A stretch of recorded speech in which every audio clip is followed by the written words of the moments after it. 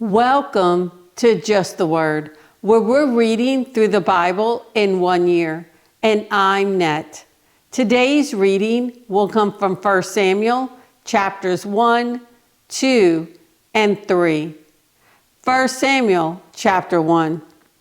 There was a certain man from Ramathaim, a Ziphite, from the hill country of Ephraim, whose name was Elkanah, son of Jeroham, the son of Elihu, the son of Tohu, the son of Zuph, an Ephraimite. He had 2 wives. One was called Hannah, and the other Peninnah. Peninnah had children, but Hannah had none. Year after year, this man went up from his town to worship and sacrifice to the Lord Almighty at Shiloh, where Hophni and Phinehas, the 2 sons of Eli, were priests of the Lord. Whenever the day came for Elkanah to sacrifice, he would give portions of the meat to his wife Peninnah and to all her sons and daughters. But to Hannah he gave a double portion, because he loved her, and the Lord had closed her womb. And because the Lord had closed her womb, her rival kept provoking her in order to irritate her. This went on year after year. Whenever Hannah went up to the house of the Lord, her rival provoked her till she wept and would not eat. Elkanah, her husband, would say to her, "Hannah, why are you weeping? Why don't you eat? Why are you downhearted? Don't I mean more to you than 10 sons?" Once, when they had finished eating and drinking in Shiloh, Hannah stood up. Now Eli the priest was sitting on a chair by the doorpost of the Lord's temple. In bitterness of soul, Hannah wept much and prayed to the Lord. And she made a vow, saying, "O Lord Almighty, if you will only look upon your servant's misery and remember me, and not forget your servant, but give her a son, then I will give him to the Lord for all the days of his life, and no razor will ever be used on his head." As she kept on praying to the Lord, Eli observed her mouth. Hannah was praying in her heart, and her lips were moving, but her voice was not heard. Eli thought she was drunk and said to her, "How long will you keep on getting drunk? Get rid of your wine." "Not so, my lord," Hannah replied. "I am a woman who is deeply troubled. I have not been drinking wine or beer. I was pouring out my soul to the Lord. Do not take your servant for a wicked woman. I have been praying here out of my great anguish and grief." Eli answered, "Go in peace, and may the God of Israel grant you what you have asked of him." She said, "May your servant find favor in your eyes." Then she went her way and ate something, and her face was no longer downcast. Early the next morning they arose and worshiped before the Lord, and then went back to their home at Ramah. Elkanah lay with Hannah his wife, and the Lord remembered her. So in the course of time, Hannah conceived and gave birth to a son. She named him Samuel, saying, "Because I asked the Lord for him." When the man Elkanah went up with all his family to offer the annual sacrifice to the Lord and to fulfill his vow, Hannah did not go. She said to her husband, "After the boy is weaned, I will take him and present him before the Lord, and he will live there always." "Do what seems best to you," Elkanah, her husband, told her. "Stay here until you have weaned him. Only may the Lord make good his word." So the woman stayed at home and nursed her son until she had weaned him. After he was weaned, she took the boy with her, young as he was, along with a 3-year-old bull, an ephah of flour, and a skin of wine, and brought him to the house of the Lord at Shiloh. When they had slaughtered the bull, they brought the boy to Eli, and she said to him, "As surely as you live, my lord, I am the woman who stood here beside you praying to the Lord. I prayed for this child, and the Lord has granted me what I asked of him. So now I give him to the Lord. For his whole life he will be given over to the Lord." And he worshiped the Lord there. 1 Samuel chapter 2. Then Hannah prayed and said, "My heart rejoices in the Lord. In the Lord my horn is lifted high. My mouth boasts over my enemies, for I delight in your deliverance. There is no one holy like the Lord. There is no one besides you. There is no rock like our God. Do not keep talking so proudly, or let your mouth speak such arrogance. For the Lord is a God who knows, and by him deeds are weighed. The bows of the warriors are broken, but those who stumbled are armed with strength. Those who were full hire themselves out for food, but those who were hungry hunger no more. She who was barren has borne 7 children, but she who has had many sons pines away. The Lord brings death and makes alive. He brings down to the grave and raises up. The Lord sends poverty and wealth. He humbles and he exalts. He raises the poor from the dust and lifts the needy from the ash heap. He seats them with princes and has them inherit a throne of honor. For the foundations of the earth are the Lord's. Upon them he has set the world. He will guard the feet of his saints, but the wicked will be silenced in darkness. It is not by strength that one prevails. Those who oppose the Lord will be shattered. He will thunder against them from heaven. The Lord will judge the ends of the earth. He will give strength to his king and exalt the horn of his anointed. Then Elkanah went home to Ramah, but the boy ministered before the Lord under Eli the priest. Then Elkanah went home to Ramah, but the boy ministered before the Lord under Eli the priest. Eli's sons were wicked men. They had no regard for the Lord.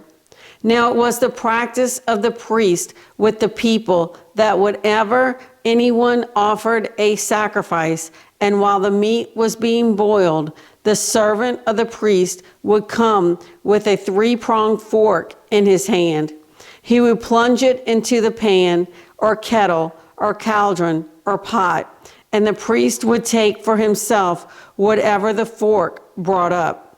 This is how they treated all the Israelites who came to Shiloh. But even before the fat was burned, the servant of the priest would come and say to the man who was sacrificing, "Give the priest some meat to roast. He won't accept boiled meat from you, but only raw." If the man said to him, "Let the fat be burned up first, and then take whatever you want," the servant would then answer, "No, hand it over now. If you don't, I'll take it by force." This sin of the young men was very great in the Lord's sight, for they were treating the Lord's offering with contempt.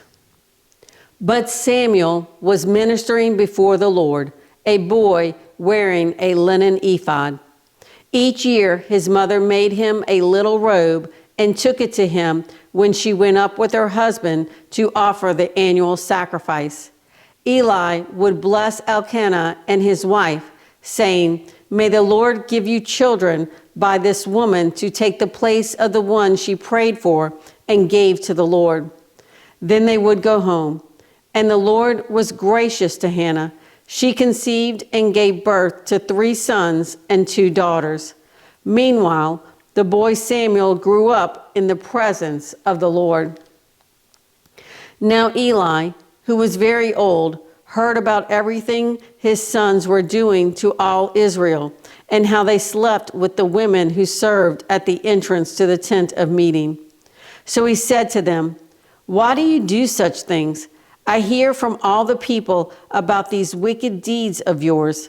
No, my sons, it is not a good report that I hear spreading among the Lord's people. If a man sins against another man, God may mediate for him. But if a man sins against the Lord, who will intercede for him? His sons, however, did not listen to their father's rebuke, for it was the Lord's will to put them to death. And the boy Samuel continued to grow in stature and in favor with the Lord and with men. Now a man of God came to Eli and said to him, "This is what the Lord says.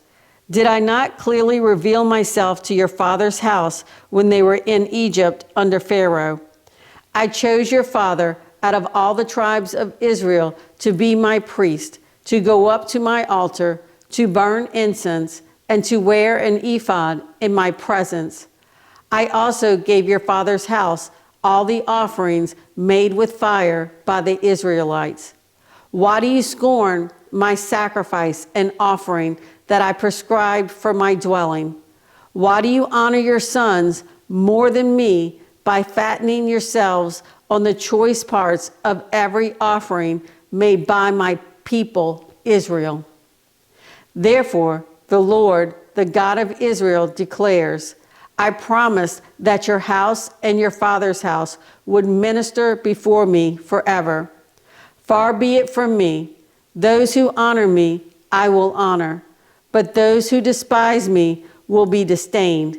The time is coming when I will cut short your strength and the strength of your father's house, so that there will not be an old man in your family line, and you will see distress in my dwelling. Although good will be done in Israel, in your family line, there will never be an old man. Every one of you that I do not cut off from my altar will be spared, only to blind your eyes with tears and to grieve your heart, and all your descendants will die in the prime of life. And what happens to your two sons, Hophni and Phinehas, will be a sign to you. They will both die on the same day. I will raise up for myself a faithful priest who will do according to what is in my heart and mind. I will firmly establish his house, and he will minister before my anointed one always. Then everyone left in your family line will come and bow down before him for a piece of silver and a crust of bread, and plead, appoint me to some priestly office so I can have food to eat. 1 Samuel chapter 3. The boy Samuel ministered before the Lord under Eli. In those days, the word of the Lord was rare. There were not many visions. One night, Eli, whose eyes were becoming so weak that he could barely see, was lying down in his usual place. The lamp of God had not yet gone out, and Samuel was lying down in the temple of the Lord, where the ark of God was. Then the Lord called Samuel. Samuel answered, Here I am. And he ran to Eli and said, Here I am. You called me? But Eli said, I did not call. Go back and lie down. So he went and lay down. Again, the Lord called, Samuel. And Samuel got up and went to Eli and said, Here I am. You called me? My son, Eli said, I did not call. Go back and lie down. Now Samuel did not yet know the Lord.